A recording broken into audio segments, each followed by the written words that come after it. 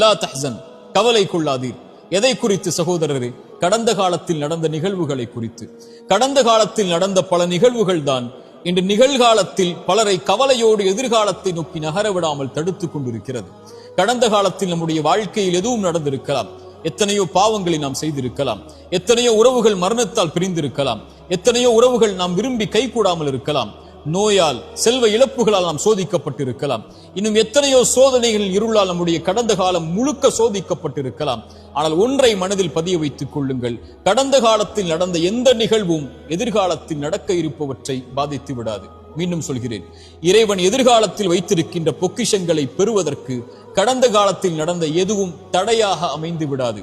இறைவன் அமைத்த இந்த வாழ்வியல் நேர்கோட்டில், இறைவன் மேலும் கீழும் அமைத்த இந்த வாழ்வியல் முறையில் ஆரம்பிக்கப்பட்டதிலிருந்து முடியும் வரை எதுவெல்லாம் நடக்கும் என்று இறைவன் நிர்ணயித்திருக்கின்றானோ அதுவெல்லாம் நாம் விரும்பாமல் இருந்தாலும், நகராமல் இருந்தாலும், கவலையால் நாம் இருளில் உட்கார்ந்திருந்தாலும் நடக்கத்தான் போகிறது.